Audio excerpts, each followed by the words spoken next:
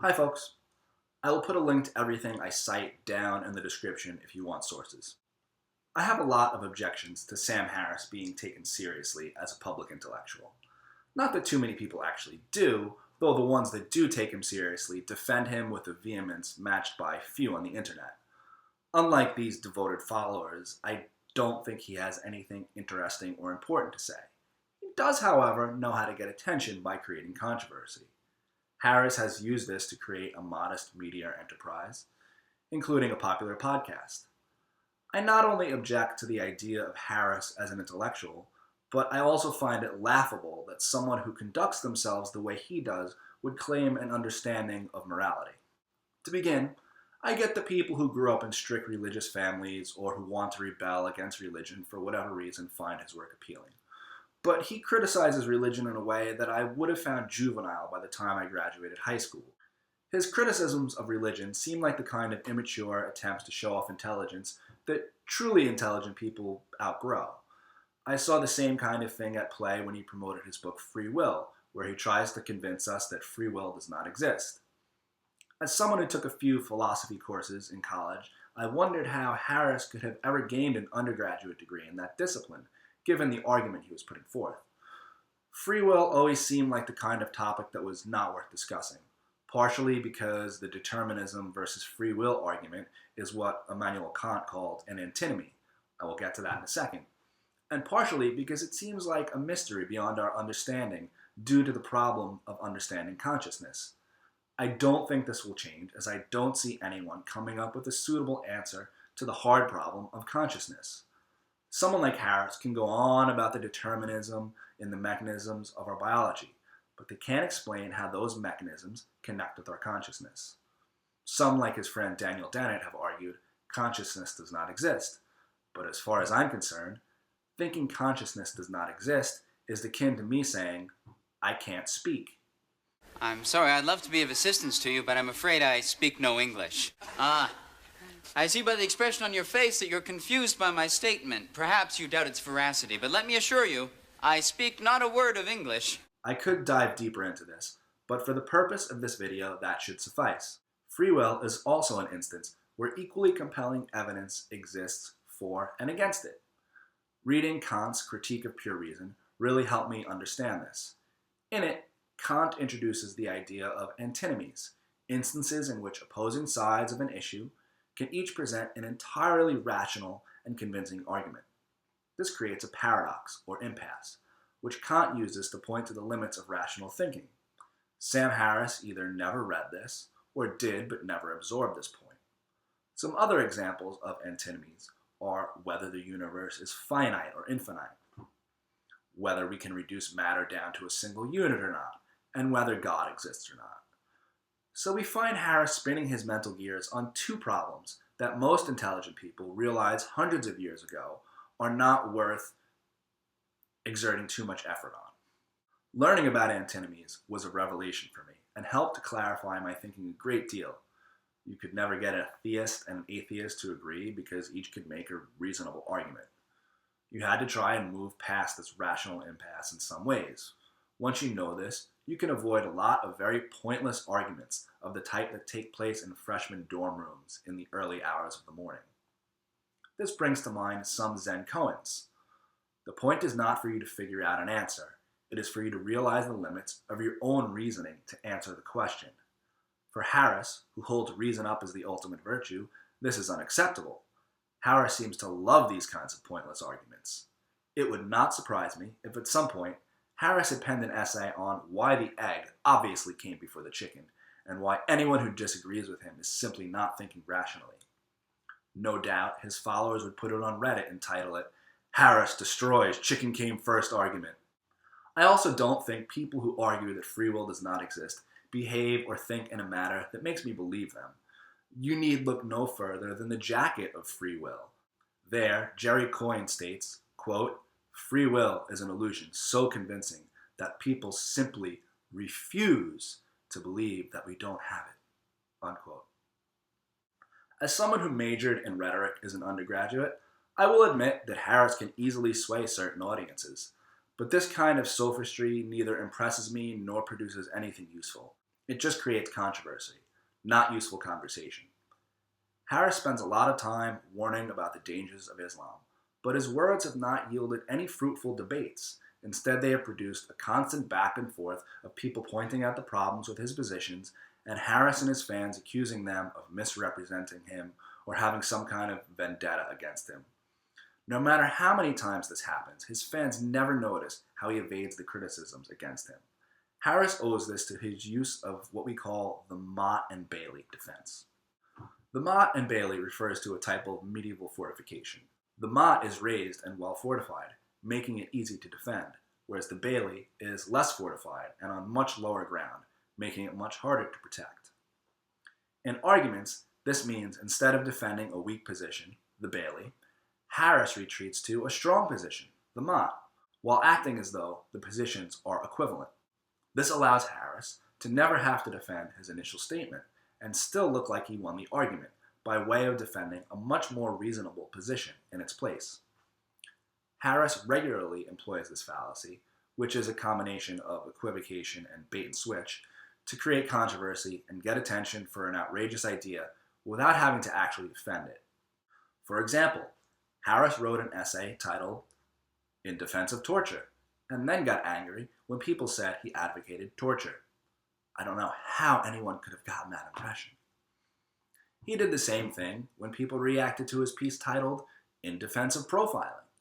He suggested it might someday be necessary to carry out a nuclear first strike against a Muslim nation with nuclear weapons. Chris Hedges criticized this, and Harris claimed his words were taken out of context, despite the fact that Hedges provided ample context in the form of the full quote. Harris accuses his critics of quoting him out of context, or quote mining, as he calls it. He seems to do this reflexively whenever someone objects to anything he says. He does this even when the context does not change the meaning of the quote. Like when he said, quote, "The people who speak most sensibly about the threat that Islam poses to Europe are actually fascists." Other times, the added context not only adds nothing, but reveals Harris's argument as incoherent or poorly thought out. This seems like someone who either can't argue clearly or who makes inflammatory statements in order to get attention. If he admitted to either of these, I don't think it would bother me, but instead he acts indignant when people write things about him that he claims misrepresent his position. In a feat of projection, he calls his critics dishonest or angry lunatics. Harris either needs to stop making it so easy for people to misrepresent his views, or he needs to admit that he was just writing in a provocative way to get attention. If Harris only wishes to call attention to the dangers of Islamic extremism, fine. Then he should stop talking about torturing Muslims, nuclear strikes, and how fascists understand the threat of Islam best. Despite what Harris might suggest, nobody has a problem with the argument he makes in the motte that radical Islamic terrorists can hurt us. But the argument he makes from the Bailey, quote, "Islam is the motherlode of bad ideas," unquote, seems like a hard stance to defend for anyone familiar with the atrocities carried out in the name of various ideologies and the heterogeneity of the practice of Islam.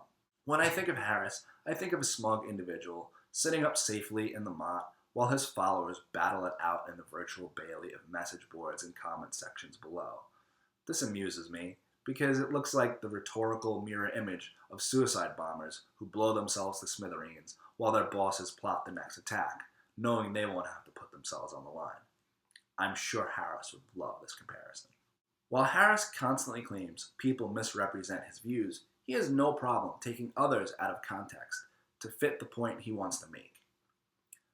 Glenn Greenwald does a good job pointing this out in his piece on Harris and on his appearance on Secular Talk. Harris does this with those he sees as enemies, but he especially does this when talking about Islam. For someone who claims that he gets taken out of context, Harris has no problem citing documents out of context that he can't read in the original language, like the Quran and the Hadith. Greenwald does a great job of demonstrating this and points out that the Nazis he used to defend as a civil liberties attorney used to cite the Torah in the same way to justify their hatred of Jews. More on Greenwald in a bit. But my biggest problem with Harris comes when he starts talking about morality. Harris argues that science can show us how to make moral decisions. I will point out what many see as obvious, that science does not deal with the kind of value judgments involved when discussing morality. Science deals with facts, and you can't derive a value from a fact. If you try, you end up in a kind of infinite regress. You begin asking questions like, why is stealing bad? Because you took something that did not belong to you. Why is it wrong to take something that does not belong to you? Because you deprive someone of their property. Why is it bad to deprive someone of their property? You can do this forever. Anyone who does not think you can get stuck in one of these why loops has not spent time with a 3-year-old. Again, this seems like the kind of endless mental spinning of gears Harris enjoys so much.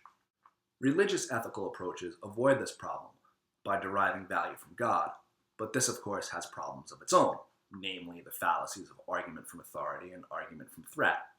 Beyond that, you can very easily pass off your own arbitrary values as coming from God.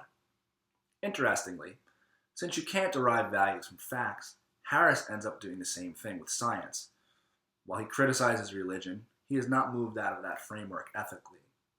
He still operates in the thou shalt framework, an objective standard of truth that has enough problems if you believe in a supreme being, and has even more if, like Harris, you don't. To the degree that I adhere to any established school of ethics, I appreciate Stoic ethics because it dispenses with this and instead starts with the values that people generally share or proclaim, and then asks what actions we can take to promote these values. So instead of saying, you should do X because God says so or science says so, it says, if you want Y, then do Z. I don't have time to elaborate more, and I probably tried to cram too much in here already, so I'll leave a link to a good intro to Stoic ethics in the description. Instead, I would like to explore ethics in a more practical manner that owes some influences to Stoic ethics. I find the hypothetical situations Harris relies on a poor way to talk about morality. When I think about morality, I don't think about abstract, hypothetical questions involving situations nobody will ever encounter. I think of how people actually live their lives, and on this front, Harris really comes up short. Now, I usually don't like ad hominem attacks. I find myself very quick to cry foul when someone else employs them. But I think sometimes they do have their place. I'm going to use them here because, 1, Harris has no problem attacking others this way, so I think if he can dish it out, he can take it too. I admit this is kind of snide, but my main reason is that when it comes to morality, it is precisely the person in question that matters. So although I do some with some reluctance, I think ad hominem attacks are justifiable here. Nobody wants to hear a lecture by Bernie Madoff on business ethics, or get preached to by Harvey Weinstein about the problem with sexual assault. By the same token, I don't really care what Sam Harris has to say about morality. Now, of course, I'm not saying Harris is anywhere near as despicable as these characters, though I admit that is not saying much. I use them just as an example. But having criticized people who have lived their lives in a far more admirable way than himself, he opens himself up to this kind of criticism. After thoroughly embarrassing himself in his attempt to debate Noam Chomsky via email, Harris claims that Chomsky's, quote, analysis of our current situation in the world is a masterpiece of moral blindness, unquote. These are the words he had for a man who wrote probably the most important thing in modern times about the moral duty of intellectuals to speak their conscience. Did he say anything near as condemnatory about Charles Murray, a man who has been widely discredited and generally thought of as racist? No, he had him on his podcast and praised him. Did he challenge any of his assertions strongly? No, despite the fact that a great many respected scholars shot down his research decades ago. Before doing his best impression of the Black Knight from Monty Python and the Holy Grail for Noam Chomsky, Harris went after Glenn Greenwald, claiming he was not a journalist, writing him off as, quote, a guy blogging in his underpants with his 10 dogs and his boyfriend, unquote. He claimed that Greenwald just got lucky that Edward Snowden contacted him with his NSA leak. Harris misses the fact that Snowden contacted Greenwald precisely because of his work as a journalist. Snowden respected his coverage of government overreach and war and intelligence, as well as the way Greenwald has discussed and navigated concerns about online security. This seems like a case of projection to me. something that I'm sure Harris thinks he would never do because he is far too rational. You see, Sam Harris is the son of television producer Susan Harris. He comes from a very wealthy family with the kind of connections that would go a long way when starting, a career as a media personality. Although I can't say for sure that he used family connections to jumpstart his career, it seems very feasible and even likely. Whatever the case, it seems reasonable he would feel self-conscious about the fact and worry people think that he did not make it on his own steam. Perhaps he has some unresolved issues here, which have made him question the bona fides of someone like Greenwald. The part about the dogs and the boyfriend I can't explain without suggesting he harbors at least a bit of mild homophobia. This brings me back to the point I really want to get to here. If an individual's actions are the best judge of their morality, not how they answer some hypothetical question, then Harris fails pretty hard in comparison to some of the figures he criticizes for moral blindness. Noam Chomsky had an impressive academic career when he started not only speaking out against the Vietnam War, but actively resisting through tax protest. He jeopardized his career by speaking out and risked going to jail. Instead of telling people what they wanted to hear, like Harris, and getting invited on mainstream media programs, Chomsky has told difficult truths, and consequently almost never appears on mainstream media. Glenn Greenwald has expressed the exact view of morality I'm presenting here. He once tweeted, quote, "When evaluating someone's commitment to values, how they live their life is far more significant than what they publicly claim to believe," unquote. Greenwald lives up to this. Far from being afraid to leave his basement, as Harris suggests, Glenn Greenwald had such a commitment to the principle of free speech that he defended neo-Nazis, something that must have been particularly uncomfortable for someone with so obvious a Jewish last name. By working on the Snowden story, he opened himself up to legal and perhaps even extra-legal retaliation from the most powerful government on the planet. Chris Hedges worked as a foreign correspondent, risking his life in war zones to inform readers of the horrors of war and their own country's foreign policy. The New York Times fired him after he started speaking out against the Iraq War. Has Harris ever put himself in an uncomfortable situation or risked anything substantial in order to express his views? No, he has not. On the contrary, he has used the statements to draw more attention to himself for the sole reason of promoting himself. Whatever he professes, he has never expressed a view that could have had any serious repercussions. He has criticized religion, which in the circles he travels in is not a radical position that will cause you much trouble. Harris would have people believe he has taken a brave stance criticizing Islam, but considering our country has spent over a decade engaged in battles with Islamic extremists, this hardly seems like a stance that will cause you any real trouble.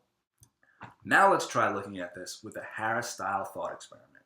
I know I criticized those before, but I promise that unlike Harris's hypotheticals, the example I have in mind actually applies to not only life on this planet, but to Harris specifically.